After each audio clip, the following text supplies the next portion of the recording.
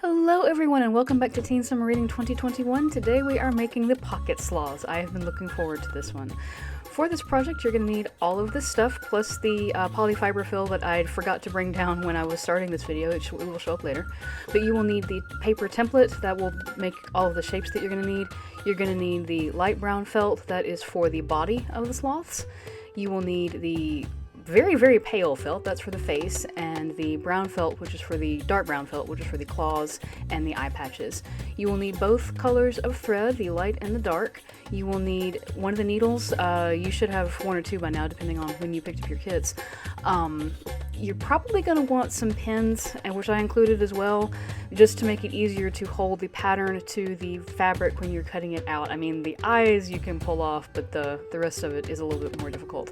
So step one, of course, is to cut out all of the pieces, which I have very definitely sped up quite a bit because otherwise this video would have been a solid hour and 10 minutes long.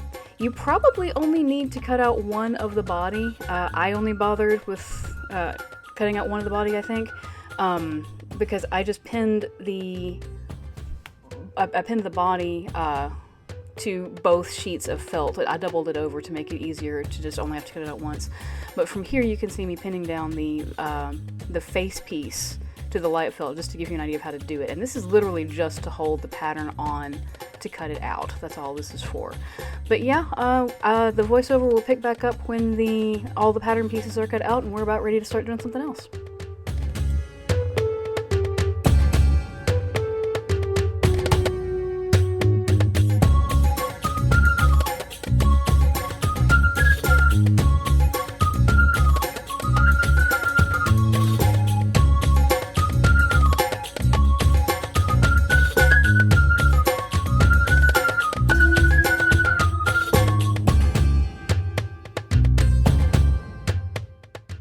What the pattern doesn't tell you is that you will also need a couple of rectangles to be the claws of the sloth. You'll be cutting them into those sections later.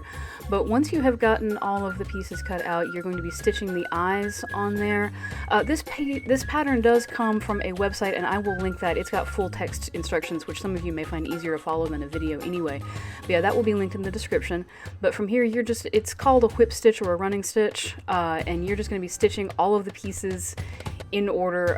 Just stitch the eyes down, and then you'll stitch the face to the body, and then you'll stitch the actually you'll put beads in there for eyes first, but yeah, we'll get to that in a minute. But yeah, you're gonna stitch the eyes down, then you'll stitch the claws on and stitch a face onto it. You'll have to make the nose and mouth with the dark brown thread. That's what it's for. But yeah, this is a fairly time-consuming project, but it is relatively straightforward. It just takes a while.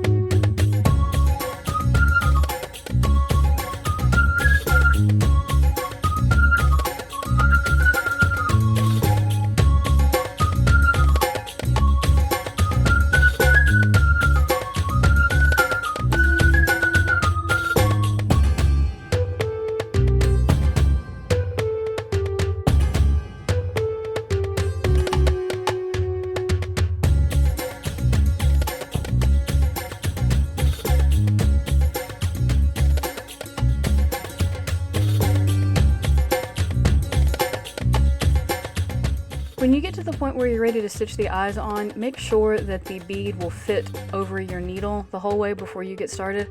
I had 2 or 3 needles down here. I've given everybody at least one size, and I think some of them will fit and some of them will not. So if yours doesn't fit, just look around your house and see if you can find a different needle. You may have to use a different thread as well, because the crochet cotton that I've given you here for the stitching is really thick as far as sewing thread goes. But yeah, once you've got the eyes on, you'll stitch down a little nose and a little mouth, and then we'll be starting to stitch the whole thing together.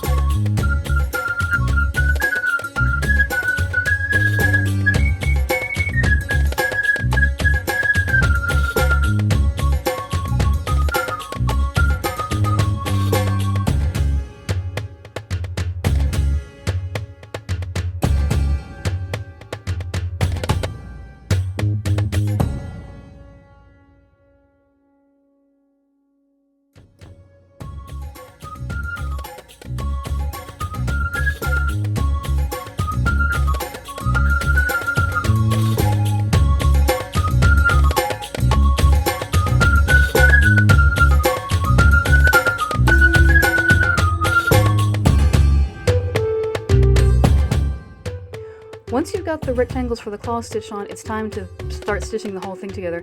And you need to do this in such a way that you will end with an opening that you can use to stuff the whole thing. I was aiming for about halfway down the back when I did that, so I started at the legs, which is going to be one of the trickier bits to do. The way I started this was you want to start from the inside so that any knots that you have to tie will be on the inside as opposed to the outside. Towards the end that gets a little trickier, but I put it through at the leg, left enough to tie a knot, swooped it around and caught the other piece.